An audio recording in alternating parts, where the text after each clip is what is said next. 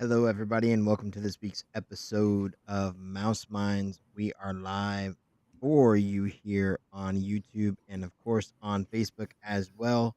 And starting next week, I already started the process. We will be live on Twitch as well on Tuesday nights.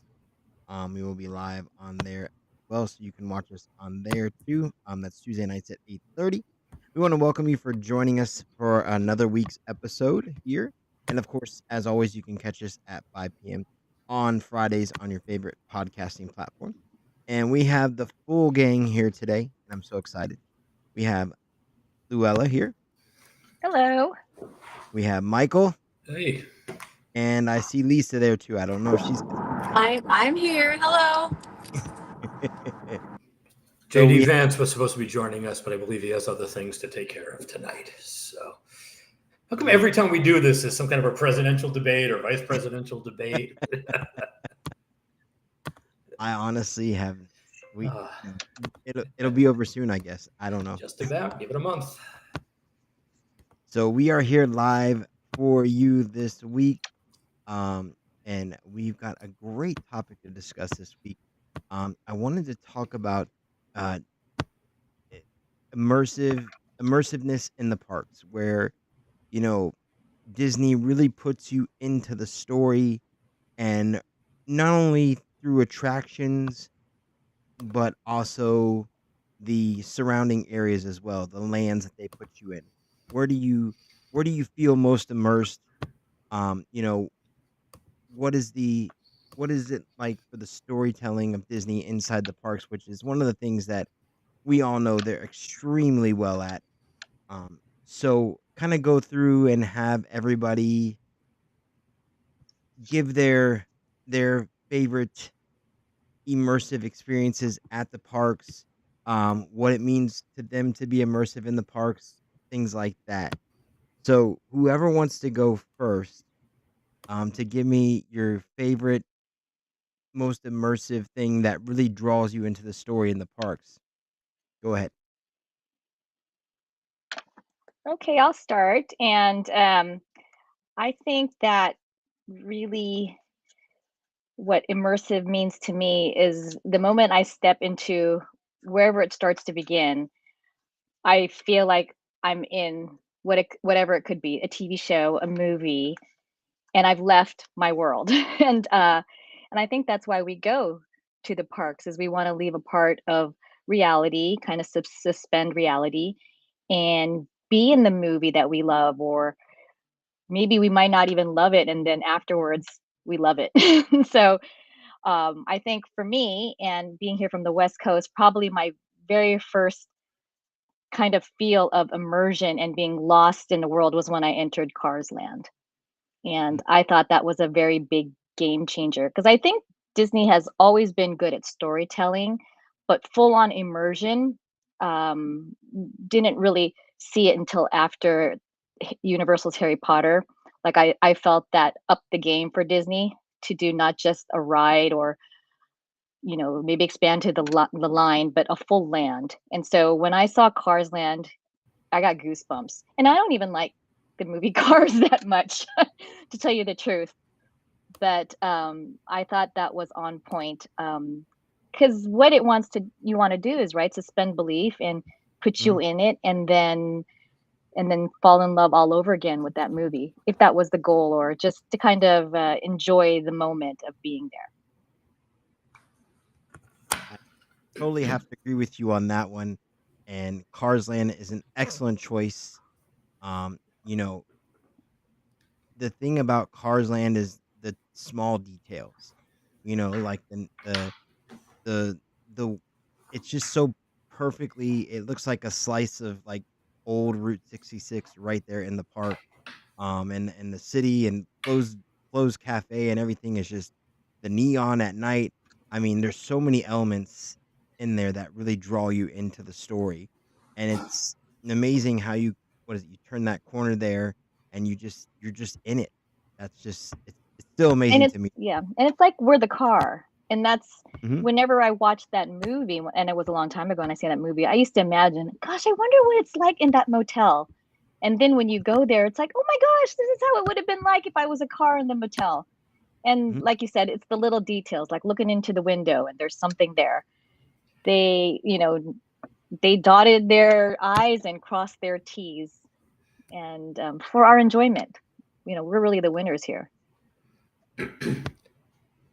And what I think is great about that is just on the other side of that wall, on the other side of those mountains, are real roads with real cars, but you Yeah. have no idea once you're in that environment.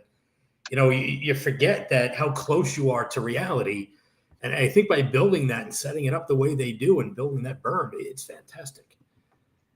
Agree. They do that very well at all the parks. You would never know that right behind Tomorrowland in Magic Kingdom, there's a road that runs right beside there too. I mean, maybe not a heavily driven road at certain parts of the day, but still a road nonetheless. And you would never know that. And I always, the thing that you know, I al- I've always had this theory that the thing that separates for me most Disney from other companies, other theme parks, and other amusement parks is sightline. What you can see when you're in the parks. There's a reason why they don't have the world's tallest roller coaster. It's because you're 200 feet in the air and you get to see everything else around you, and it takes away from actually being in the story. So, things like that really matter, and it really you said Harry Potter, which is an excellent example because I still remember to this day the first time that I went into Diagon Alley because it's basically all walled off, and when you walk in there, it's like you're there. Like I was blown away. Like I was like, oh my gosh, like this is crazy. Like it felt Yes. like I was in a whole and Yeah. you didn't see any outside buildings, you didn't see anything else but Diagon Alley, and it really felt like you're there, and Disney does that. Universal does a great job on some things, they're getting better, but I think Disney does it absolutely the best. Now, Luella, let me ask you, how do you feel? Because I know a lot of people would easily go towards, like, Batuu, that area of the park. Um, how does that where's that rate on your list?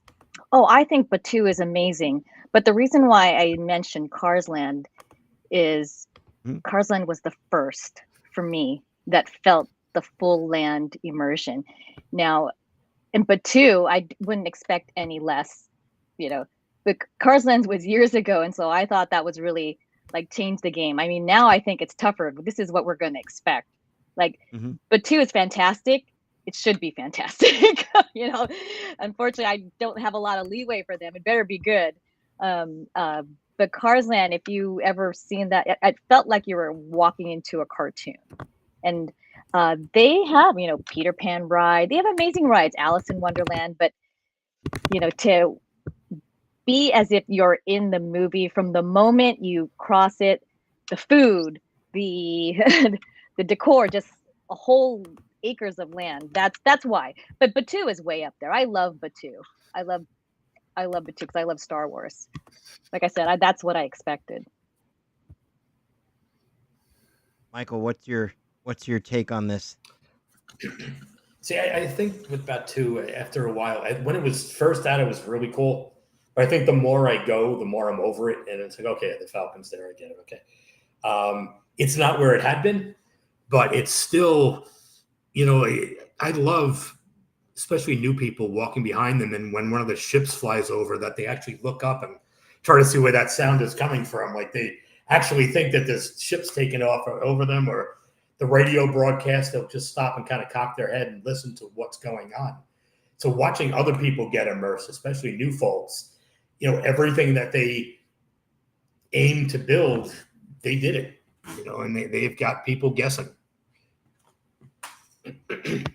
Now now what would be your favorite or I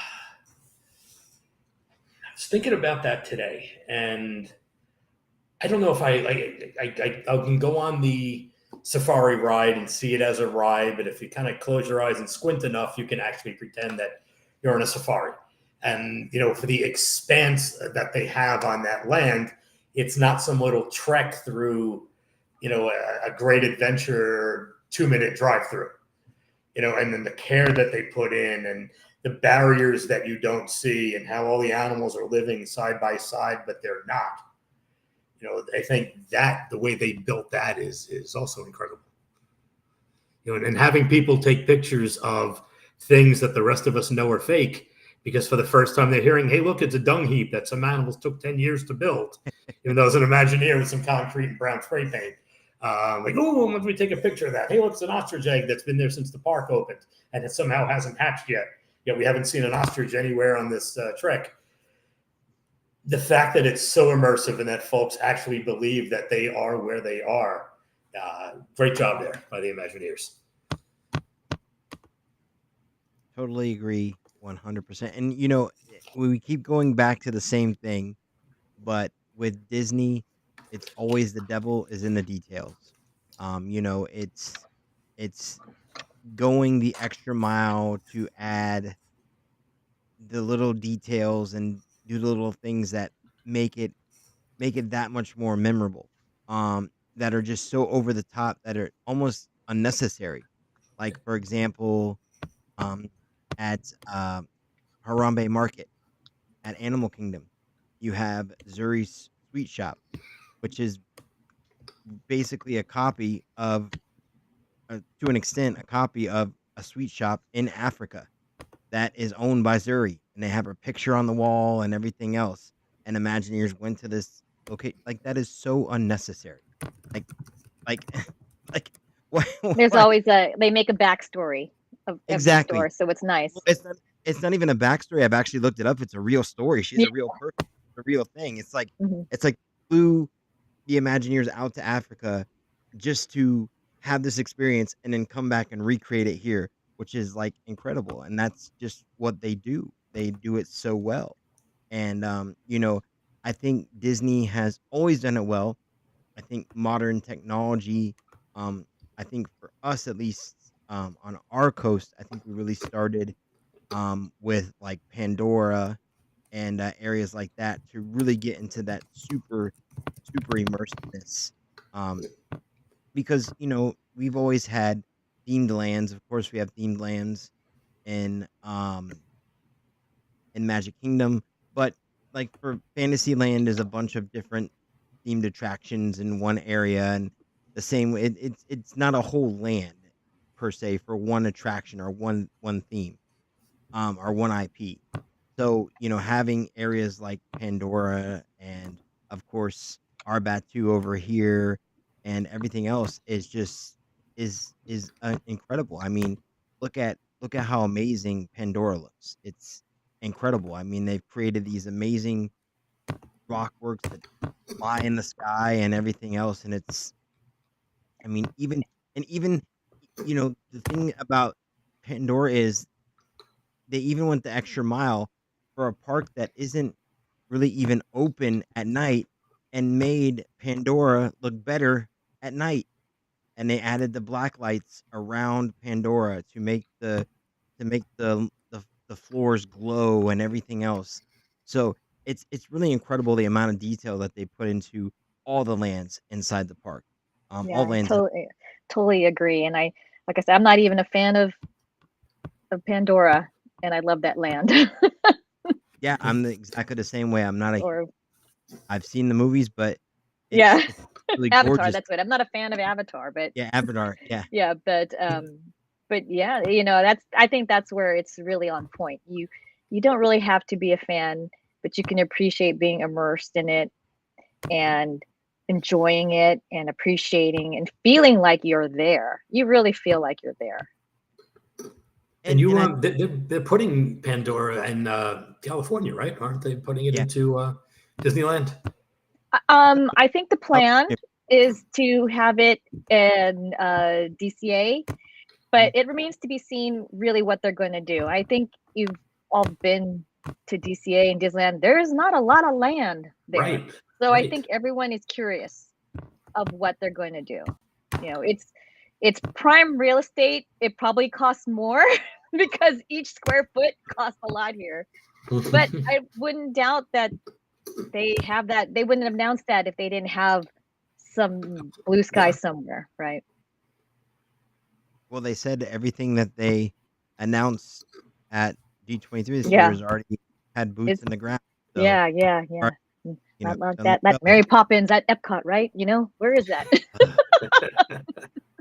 Let's not talk about that. That's a sore Yeah, spot. I was really upset about me too. really upset. Me too.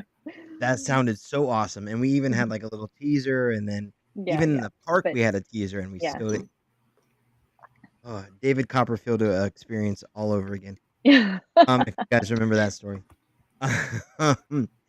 But yes, you're right. The you know putting you in there, and one of the things that one of the things I go back to Diagon Alley is when the first time I went there, I was never a Harry Potter fan.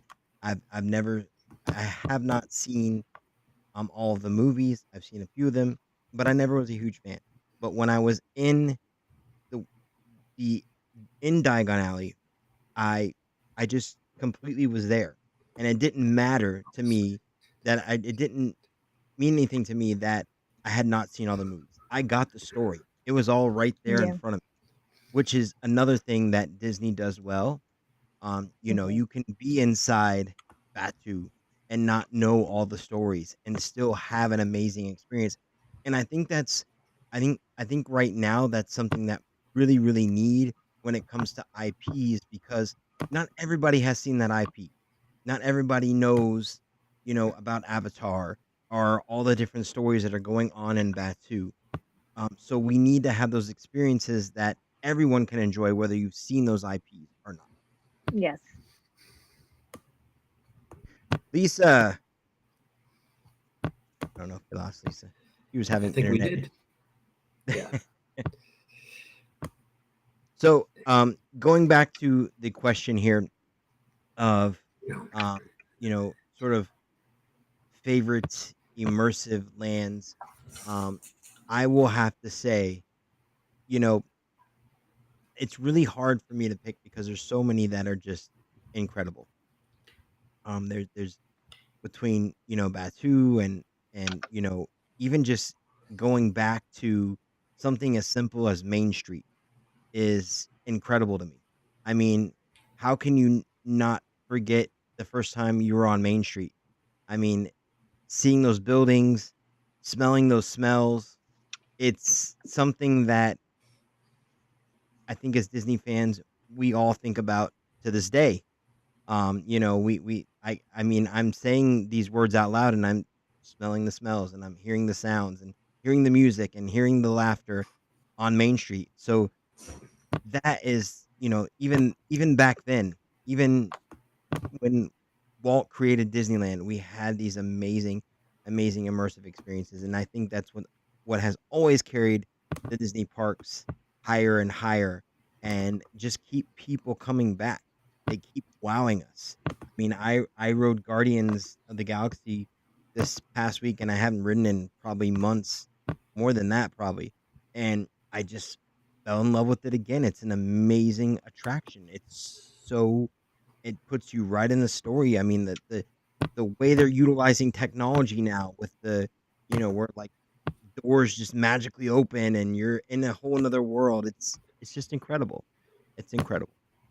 So it's, I I Yeah. I can't I think wait to that's see. why that term Imagineering, it's not just engineering, because you have to have engineering. I mean, no doubt about it. It's real good technology.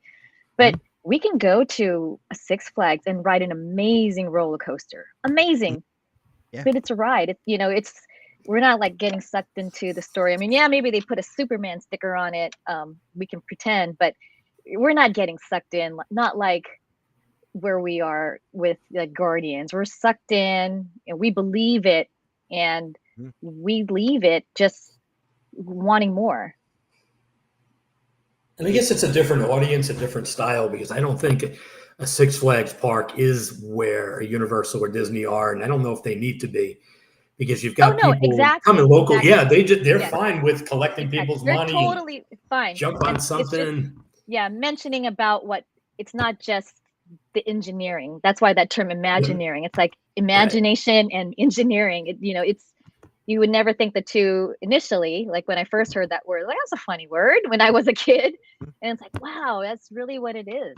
So it's like it's a true talent. Mm-hmm. It really is, one of those things that's amazing.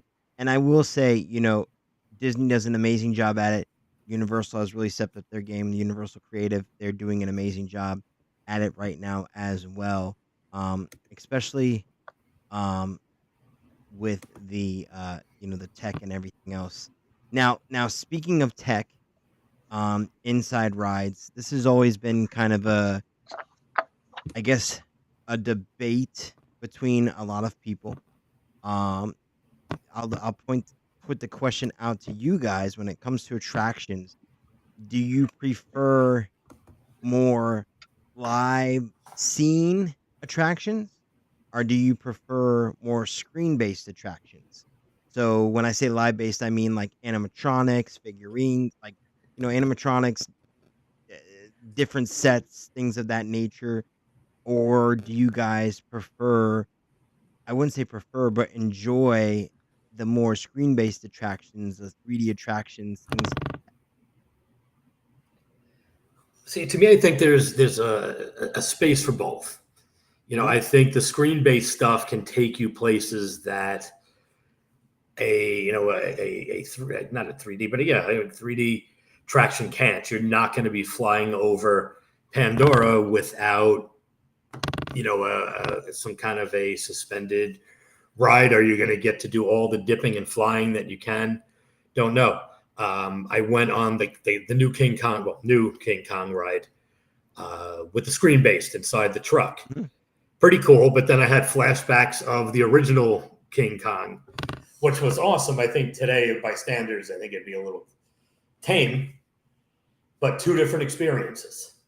Feeling the hot breath, feeling the car shake, and seeing this giant. I mean, that head was massive. I don't know if you had a chance Yeah, to ride that back in the day. that thing was huge. And the giant hands. I mean, that was just amazing.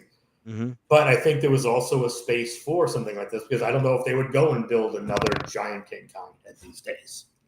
Which it kind of makes me sad Mm-hmm. because you know eh, having those having those you know you look at something like Peter Pan's flight and the intricacies that go into the sets when you're flying over and you see Big Ben and everything else and all the different things that you see as you're flying through the sky there. It's just there's a lot of detail and handwork, that was put into that. And I don't, while we do have um some amazing attractions now, I think with the screens, it takes away from that, and I kind of miss that a little bit. I kind of miss. I mean, I'm thankful that with at least with Tiana's Bayou Adventure, we did get more animatronics. Basically, we kept the same. There wasn't a lot of screens put into um, Tiana's. There are some screens which are in really. I won't spoil the ride for you, but there are some screens that are in really great locations that really add to the aesthetic of the ride. But it's mostly an animatronic based ride where you see the characters and the dancing and everything else. And I think honestly, I prefer that more. It just feels more natural than just sitting in some sort of vehicle that's moving around and watching a screen. Well, here you go.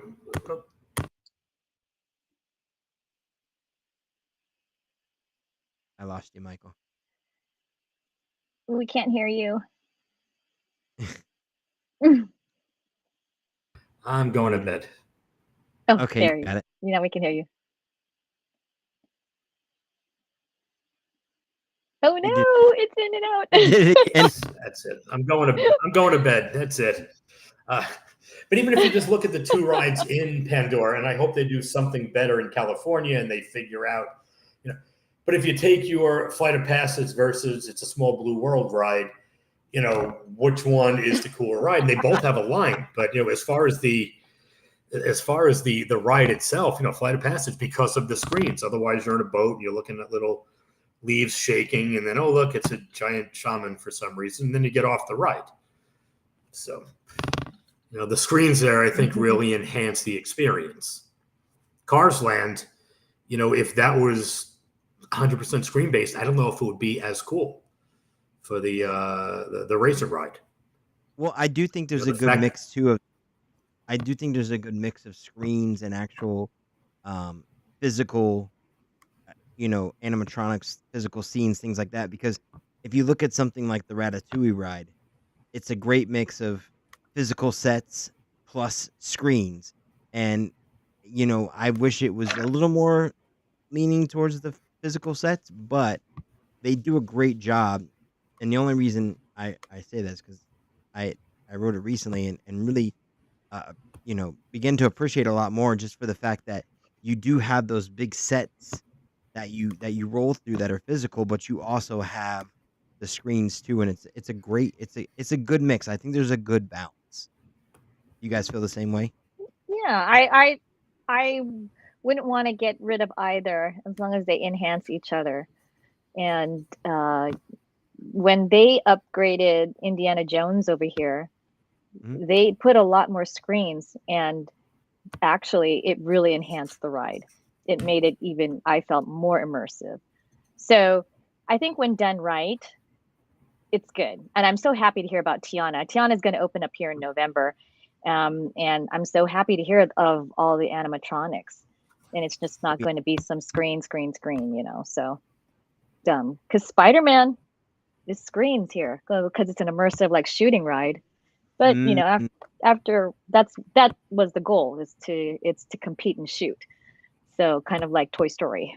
So a good mix of both, I think, just makes it all the more exciting. And truly, when there's like really just screens, because we have some little kids in my family, they can't ride those big coasters. So, it makes it slow, but they can still feel like immersed. And so Mhm. it has its points. and see here, the Spider-Man ride, which I still will put up as the best amusement park, theme park ride anywhere at any park. You have you have some practical parts of the set, so you feel like you're going through and around walls and through streets, but it's primarily screen based. But it's enough of a mix that you've got the 3D effect with the screen and the glasses, and then those annoying 4D rides that everybody seems to find necessary to throw in there. If I get hit in the face by water one more time, okay, I get it. Sprayed in the face with water, okay, fine. But the heat blast and all that other stuff. I think when you mix all those elements, that's when you come up with a winning ride. Yeah. Yeah. Really, like, it tells the story. That's what it all is. All it's about, like immersive story. Because even the Toy Story Midway Mania, I mean, that is just pretty much just screen based. There isn't even anything along the way to enhance the ride. It's nothing but screens. So there Which is no immersiveness to that. which sometimes that's just, what you have to do. It's just the way you create an amazing ride like that. I mean, Midway Mania is a great attraction. But I think if you if you really look at a lot of the attractions, a lot of the even like thrill attractions that you think would be busy, I think a lot of the attractions that are less screen based and more physical sets usually tend to have longer waits than the other Mm-hmm. rides. They're definitely more popular because that's what people want, and we've seen that at Universal. I mean, they at least here they did a lot of screen-based attractions.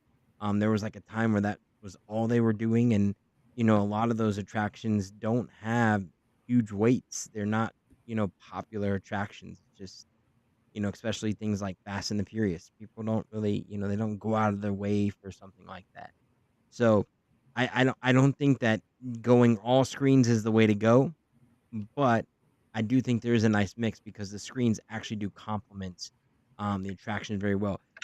Millennium Falcon is a great example. Simulator ride, big screen, but you're in the ship. I mean, Mhm. I mean, awesome, awesome, awesome. You're hoping that the people with you are coherent and actually know how to push buttons, but other than that, it's a pretty amazing ride. Yeah, I guess it just being, they didn't just put it so that you can close your eyes. Okay, now pretend you're in the show. You're there. Whether the whole experience is awesome, and the fact that they built that for folks was great.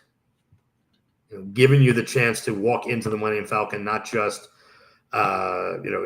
cardboard cutout and just okay, here's your 3D glasses and go in, which is basically what Toy Story Midway Mania is. Even Rise is another good example of a good Mm-hmm. screens and actual physical sets. It's just the right balance to really make it that much more Yep. immersive. So I think, like I said, I think they can be done as long as they are, there's not an overabundance of them. I was quite fearful that screens were going to become the lazy way out when building attractions, and I'm glad to see that hasn't necessarily been the case, because it could have very well been. Yep. And so far, nobody's gone that route, which is fantastic. I mean, Universal did there for a minute, so, but they they learned their lesson, I think. Mm-hmm. So, but yeah, that's awesome. Well, yeah, well, moving on from that, let's talk about, one of the things that I think that we probably utilize the most, that is, I would say, not talked about the most, but I think is a big part of any attraction, because you do spend a lot of time here, or you could potentially spend a lot of time here, is the actual queues. And we wait in line, we wait in queues. We've had some throughout the years. We've gone from just a place to wait in line to get on a ride to things like, at least over here, the Peter Pan queue, which is, you walk through the bedroom and Tinkerbell's flying around, and it's a whole scene. We've gone to these kind of interactive queues, which have kind of died down a little bit, um, which I which I kind of understand why that is. I can see, especially like here, for example, when we um, first built the Thunder Mountain Railroad queue, we built the interactive queue here. Within weeks of it being open, it was already just people were just vandalizing it. Let's just be Oh, honest. that's terrible. Yeah, Terrible. I mean, there was an amazing photo of Tony Baxter that is still up to this day, but he's up a lot higher because, like, the first week that he was there, someone just scratched all over it, Some and then people. and just so I can understand why we don't have the same interactive queues we had there for a while. I also think too that Disney feels like most people are on their phones anyways when they're in line. So why do they need an interactive queue? But to be honest with you, I still think I still see people in the lines wowing at these amazing cues. I still see them excited to be in these scenes. I don't know if you guys have seen that too, but I still see people pulling up their heads from their phones and looking around and taking photos. And I still think there's a place for that. I still think, and I know Disney has tried throughout the years with like the Disney Play app and or Disney Play Parks or whatever that app was, where you could do trivia and other games inside the parks to kind of help you out with waiting in line. But I think the interactive queues, I think they need to be more of a thing. I think we need. I mean, Remy has a nice queue. It's got a little bit of physical scenes here and there, but Disney does a really good job at queues. What do you guys think? I think Disney underestimated the cost of the upkeep for these queues. I see more people on their phone, like when I was Haunted Mansion the other night, more people are playing that game, holding their phone up to their head, trying to guess animals, than they are trying to push the books back in, because most of those things are shut off now. Yeah. The poet woman doing those silly things, that doesn't work anymore. The only thing that was working was the guy in the bathtub spraying water, and it was a little chilly at night. Nobody wanted to get sprayed with water. Mm-hmm. But how much longer can I push a block in or play on the musical thing before, okay, I've seen this, done it, not interested anymore. Let me go back to my phone. And I can play, Heads Up or any of these other games or anything. I don't see anyone anymore going through Rise of the Resistance with that app, like you said, trying to interpret code or different languages. Very few people are going up to the things on the street anymore and scanning that. I think once they lost sight of where they were going with what that was going to be and losing all the interactivity within the streets of Batu, I think you could easily turn off that app, and I don't know how many people would miss it, unfortunately. After all that money to develop it. Yeah. I totally agree with you there, but I still feel like even though, I still feel like when people pick their heads up in the queue and they actually enjoy and get into the ride just waiting in line, I think it adds that much more to the experience that it makes it so much more memorable. Just the fact that, even the line is amazing. When we had the interactive queue for Big Thunder Mountain, that thing was awesome. You could go turn a crank and you light off some dynamite and there's explosions and like the kid in me was freaking out. This is like every kid's dream, to be in control of the dynamite and blowing up parts of the track, and that's awesome, and all the kids enjoyed it. The parents enjoyed it. And you're right. The maintenance kept them from doing anything because those things have never, they basically upkept them for a year or two and then they just kind of gave up and closed off the area and said no more interactive queue, which is really sad because every time you go on the attraction, you look over there and you see that what it's still there, and you're like, if I could, I want to run over there and hit the plunger and make something explode, but I can't do that anymore. And I think COVID did a lot of that too, because no one wants to go touching the Winnie the Pooh interactive queue, during COVID, much less later on. And I think when people don't know it was there, you can shut it off and no one's going to miss it. Do they still have the interactive queue at Mine Train? They do. They have some parts of it, but not all of it. There was a part with some water where like the water would fall down on the gyms. Right.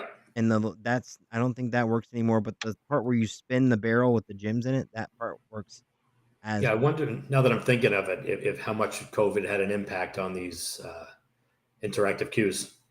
I don't know. Luel, what would you say is the best interactive queue, or was the best interactive queue on your coast over there? Well, one of the things over here, like when I first went to Walt Disney World, was how amazing your queues were compared to here. Disneyland is very compact. It's very small. So most of the lines are outside. You just can't do much. But I probably say the very first queue that I was quite amazed with was when Indiana Jones opened up. And when Indiana Jones opened up, that was a lot more of it was indoor. It was sponsored by AT&T, and they used to give you a card to translate the hieroglyphics on the wall. And there was a lot of interaction with some of the sites there. Like if you pulled one of the poles, the floor would come down. You can still pull the rope, but they had since stopped some of that. The hieroglyphics are still there, but they stopped giving out the card, partly because that was sponsored by AT&T. And when AT&T stopped sponsoring that, they didn't give out the cards. It was an advertisement for AT&T. But I'm pretty sure you can find it online. And I went to some 25th anniversary of the Indiana Jones ride, and they gave us all like the cards again. But like I said, people are on their phones. I do the Play Disney app, and there's like little achievements you can do. But I noticed that not many people do it. They don't really advertise it. And so most people are, like I said, they're playing What's Up. My kids love to play that game. But that was probably one of the most amazing queues. But like most of the queues here are outdoor, and they're not over covered, and you can't do things like that. I'm having horrible flashbacks of going to the parks as a child when it was just stanchions and rope chains, and that queue, no matter what ride you were going for, was hours in the heat, and it was miserable. There's nothing to do except just back and forth and back and forth. Just switchbacks. That's it. Switchbacks, endless switchbacks. Switchbacks, and so there's just not a lot of space here in this over here. So, because even the Cars Land ride, it's outdoor and you just go around, and so Yeah. um, that's the one thing I But noticed is the inside and air conditioned in some of the lines. yeah. Well, I I mean, a lot of the attractions at Disneyland at least are outdoors. A lot more than here at least. So that or have some sort of outdoor feature. So that makes but you guys have much better weather than we do over here. Yeah, So, I mean that's where it's a little bit more tolerable. So, but but yeah, I think what their attempt to try to help with the line was the Play Disney app. You know that and there's still really cool things, at least in the Disneyland part. Like if you're in mhm. Tinker writing Peter Pan and you play that Play Disney app, there's some real nice surprises that come out, Hmm. and you have to be playing that app. I So think I think they still have something. They did have something at Epcot that used the Play Disney app.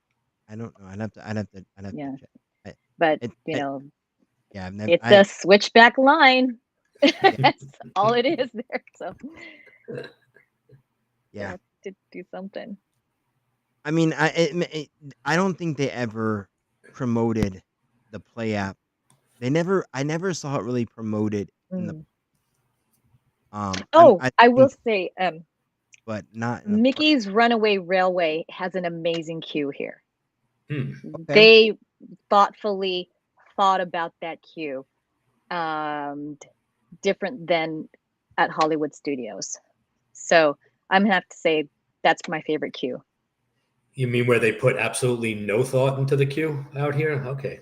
I mean, Well, they were I'm, so busy focusing on Disneyland. I'm like, we'll just leave it the way it used to be Well, for they changed that a ride movie there. ride. They built this from the ground up. Right, that's what I'm saying. So they Yeah, had more room to yeah. really try. I was Here, gonna they say, didn't to bother be trying. fair, if they would have got rid of Grom's Chinese Theater, you know, there would have been like rioting. That's like the icon of Hollywood studios. So they kind of have to go with the theme. I think they did a good job with it. I mean, it's not a lot of frills frills, but I like the movie posters inside the queue. I like the way you enter the ride, kind of watching a movie and enter that way. I think they did a good job with that. Now I have not experienced it at Disney or Disneyland yet. So, Yeah, I you mean, know, if you pay for Lightning Lane, you're gonna miss the queue. So that's the trade-off. If Hmm. if you're gonna put in your time in the line, they're gonna entertain you somehow. Got it. so going back to immersive, we've really talked about immersive lands and really putting you in the story and talking about you know the some of the different tools that they use like the screens and so on and so forth, and of course interactive cues. Now let's take this let's see here. So let's take this last bit here to do a kind of a comparison of classic Disney versus modern Disney. So let's go like Small World versus, I don't know, a newer attraction. Let's say like Ariel, Under the Sea Ariel at Fantasyland. Something like that. What are your guys' takes on that?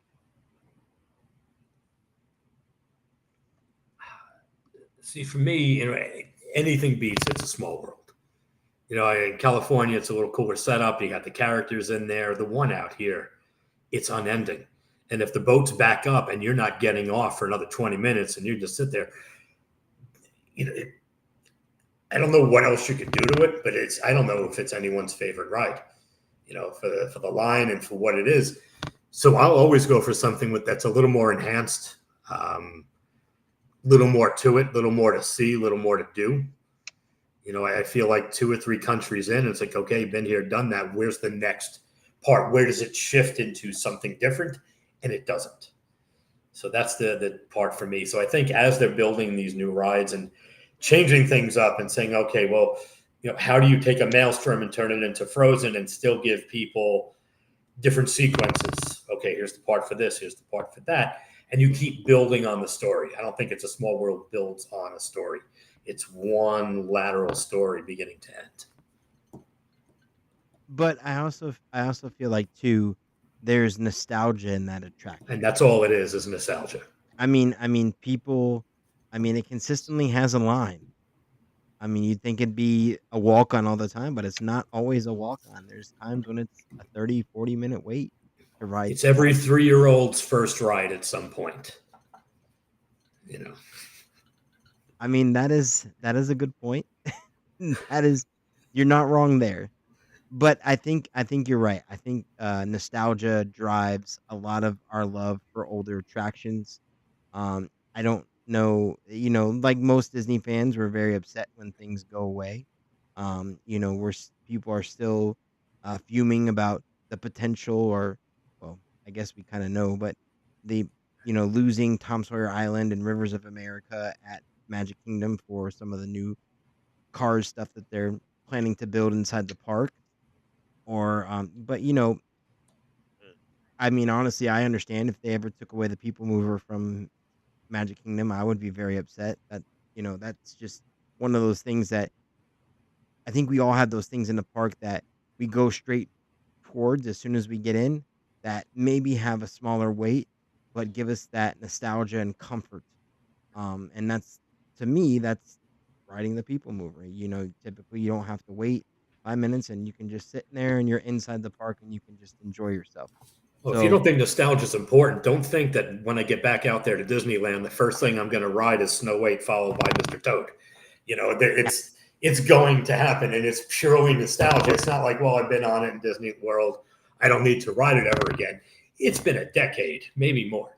hmm And that's where nostalgia is going to drive me there first. Hey, look, it's a cool. Don't need the Matterhorn right now. I need the rides that I used to be able to ride way back when that they still have out here. Then I'll hit Pinocchio. But it's going to be all the dark rides first.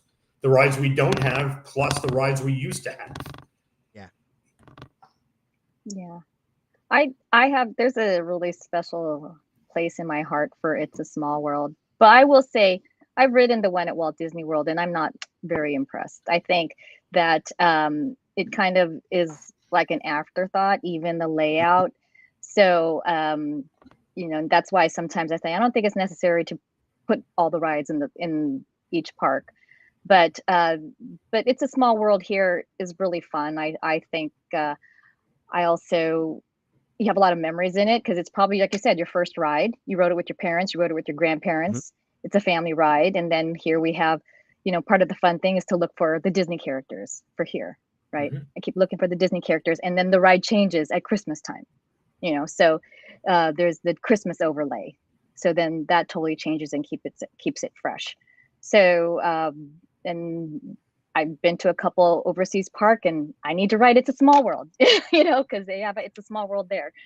So it's kind of a connection to all the Disney parks because every Disney park has a Small World. So, but is it something that we all ride every time? Maybe not, but I love it. And I'll take it over Little Mermaid. That's how much I love it. Plus, I did also got chosen one time to ask Richard Sherman about the song. And so now I have a real really good memory about that. So That's awesome. That's awesome. You got to ask him a question, and I got to hear him apologize for creating that song. yeah, he Um, does that. He said that too. so, but again, nostalgia, one of those iconic songs that even someone that's probably never been on the attraction might know some of the words to, Hmm. just because of its role in pop culture and so on and so forth. But, um, you know, I as much as I know that what's the line? I can't remember it now, but where they say Disneyland is not a museum; It's it's not a forever. museum. So, Marty so Sklar said that it's not a yep, museum. Yeah. yep. So you got to So embrace the change. Disneyland is not the park that opened up. It's no, not. not even So close. yeah. There's been so many changes throughout the years. It's insane. It seems like every time I look at anything, Disneyland from the past, I find something new that I didn't know existed. Um, Mhm. so I'm still like me personally, I'm still reeling from the fact that I was stayed at the Disneyland hotel, and where I was walking, there used to be like a little lake, and there was boats, and I'm like, oh my god, that's crazy. So little things like that, that I find out about Disneyland that just blow my mind.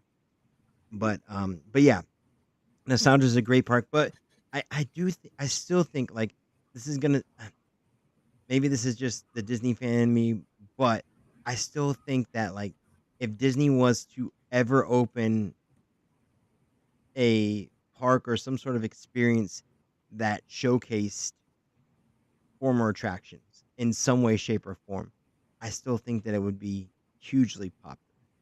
Hugely popular. I think people would, maybe not new people, but people, wanting to have that nostalgia and so on and so forth. I don't know how they would do that because obviously they're I not just going think though, as a corporation, and when you learn about marketing and everything, it's also to. that always that 18 to 49 age group, right? It's that's the group that they're targeting for us. They got us. They got us. So they don't need to, we're here already. Well, They need the new ones. I mean, that's just true. that's who they get to target. They want my kids. They want my kids, True. and I hate to say it, my kids won't go to that. So that's they always want new because they have us. You're definitely not wrong there. You're definitely not wrong there. And you're right. Kids are going to want the new IPs. They're going to want to see the characters from their movies. They're going to But we want need to keep going to right. those rides. Like we need to keep lining up. Like if you don't want it to go away, we got to keep it popular. Like we got to keep riding that people mover. We Yeah. we have to keep riding that so it won't Luckily, go it away. always has a It line when was I'm different here. well, It was a there was no way to it was more of a safety thing here that they Yeah. removed it. But we got to keep that ride popular so that they don't take it away. yeah, That's we the don't first ride I go on when I go there. we So we we, we don't want a rocket rod situation. Yes. I think a lot of it is that the rides get stale, and then it's only when they announce that it's going to go away that people chain themselves to Mr. Yeah. Toad and say, "Don't take it down." It's true. Nobody liked Maelstrom anymore, but as soon as they switch them out, nobody wanted to go on. Now the Frozen ride is fine, Mhm. Yes. I will say though, in the defense of Maelstrom, I will say that ride consistently did have a wait. Mm-hmm. But the difference is the reason why that one consistently had a wait is because throughout the years at Epcot, that has probably been one of the most thrilling attractions at Epcot because it was the only one that had that drop towards the end there. So I think that was more of a thrill thing because back when they had, old, before they had like Test Track and things like that, they didn't really have like that many thrill attractions at Epcot. So I think that's where that one kind of falls in place, why it was so popular all the time. You didn't enjoy sitting on Universe of Energy for 40 minutes? Really? You'd rather be on Maelstrom with a drop? Come on, you're crazy. I'm The not buying that. I will never forget in all my years, right before Universe of Energy closed, and hearing a cast member shout on the loud phone, "This is a 42-minute attraction. If you cannot sit for 42 minutes, please leave now. We Mhm. are not stopping for you. This ride does not stop. You're stuck. This is it. If you got to go to the bathroom, leave." Like a whole spiel and like almost like trying to talk people out of riding the attraction. It was insane. So that was always something that was funny to me. But yes, you're right. You are correct. It's about reaching the younger crowd. The younger crowd doesn't want the older attractions. I've I've told my daughter millions of times how amazing the Horizons attraction was, but that means nothing to her. And ever got the chance to experience it, she'd be like, "Oh, okay, this is nice," you know. So We I just have kind to keep of understand what making you're going. the ones that are there like popular, right? Yeah. And Yep, showing our kids that are there, right? We may not get the ones that have already left, but the ones that are there, let's just keep them popular so that they don't take it away. Well, something as simple as throwing the Disney characters into It's a Small World changes the ride for everyone. It does. It Now it's a changes the game. ride. Now it's something for little Hmm. kids to look at instead of little creepy dolls. Yeah, yeah. You got a creepy I, Donald doll instead. we talk about people getting all upset. There was a lot of people upset for changing the ride. And then after it came, silence. People love it, Yeah. because it was done tastefully, right? Mhm, I think they want to do things right and tastefully, but mhm. make it a little bit different, a little bit fun. And like you said, it's a game. I'm always like, okay, who's here? Oh my gosh, there's Aladdin. Look up, look up. So um, that's very true. And not one of the people that complained about that ride changing has boycotted the ride going Yeah. forward. You're Yeah. always going to enjoy the new update. Just be quiet and go, let it go, let it change, and ride with it. And I So, Yeah. think that applies to all of the holiday overlays too, like Jingle Cruise, for example. People complained about Jingle Cruise; they're destroying an iconic attraction. But I mean, they did such a great job just taking the story that was already there and adding Christmas to it, and it was done so well that it felt like you were having Christmas, at Schweitzer Falls. So, that they do a great job. I have not got the chance yet, but Haunted Mansion Holiday, the I it the videos I've seen, it looks incredible. So they Oh, you gotta come. You gotta come, especially if you like Nightmare Before Christmas. But like I said, it's a different audience here that they're Mhm. able to do that. So I went to go see it before Oogie Boogie dies. Oh, wait, I'm sorry. Oof. He already did die. I'm sorry. But yeah, I Um, mean, all the rides that they stopped doing the overlays for here, Country Bears and this and that. And, they keep saying that if they did an overlay at the Haunted Mansion here, your first time visitor from parts unknown is going to go, this isn't the Haunted Mansion that I saw online. This is not what I signed up for. I paid all this money to go see these classic attractions. It's not going to ruin anyone's day if the Jungle Cruise turns into the Jingle Cruise. But I guess there are certain things you don't touch yeah. out here. I mean, I don't think it's that. I think those overlays mean more to the hardcore fans than they do your average family traveling to Disney. I you know, I when people that go to Walt Disney World are completely different, like Will said, than people that go to Disneyland. Disneyland is, in my opinion, a more intimate experience. I mean, where else can you go and be there riding the carousel in the morning with Belle? Like that stuff just happens. That doesn't happen at Disney World. Like it's all about. I hate to say this, but in some regards, Disney World is all about what they can sell you. I Extra think party, Disney World extra is that. really catered to a lot of this is their once in a lifetime vacation. It's a lot of True. people coming from all other parts of the countries. Whenever I go to Disney World, it's like everywhere from all over you go to Disneyland, I would say more than 50%, it's all Mhm. locals. So For the number of people yeah. that I bump into because they're still looking at maps. And in my head, I can't fathom needing a map. But like you said, somebody saved up and maybe it's their kid Yeah, is it's their 5 once in and a they're old enough lifetime. to go once in a lifetime. Yeah, Or I'm so coming from Europe, I'm coming from wherever. yeah. Yeah. Maybe I've been a California local and I've been to Disneyland every day of my life. And now I'm going to go to the East Coast for the first time. And now I'm overwhelmed by 4 parks and this and that. And I don't know where anything is. Yeah. So, Yeah. But I agree with you, and I think Disney plays into that, and that's why there are so many um, things that you can do inside Walt Disney World, dessert parties and things like that.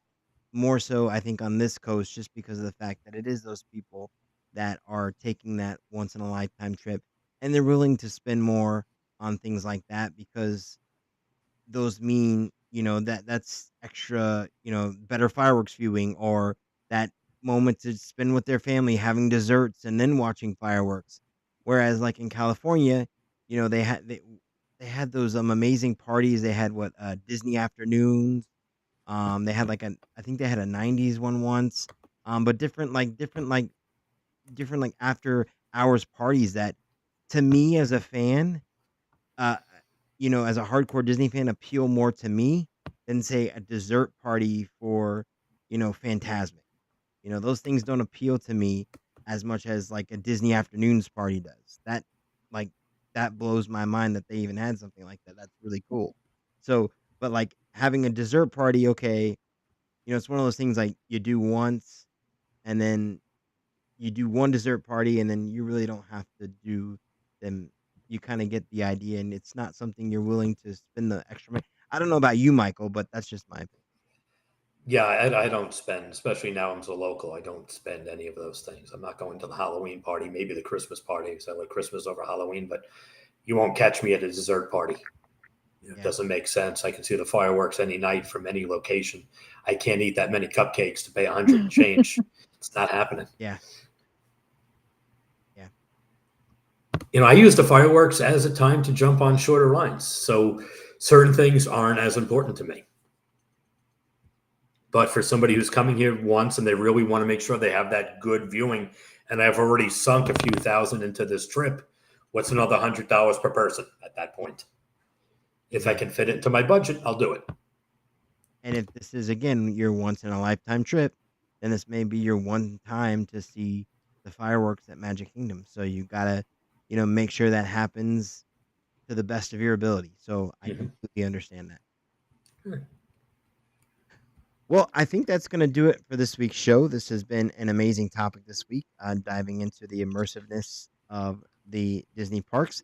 Did you guys have anything you wanted to add before I wrap this up here? I think we covered a lot tonight. No, it's fun to be immersed. That is true, and as some of my friends will say, that word immersive is probably the most overused word when it comes to theme parks and amusement parks and everything else, and I kind of agree. But I think with Disney, it's definitely fitting, because they do it so well. So it is very nice to see, and it's going to be awesome to see what we have in the future here. Especially, we have so many exciting new things coming on both coasts, well, to all the parks, really.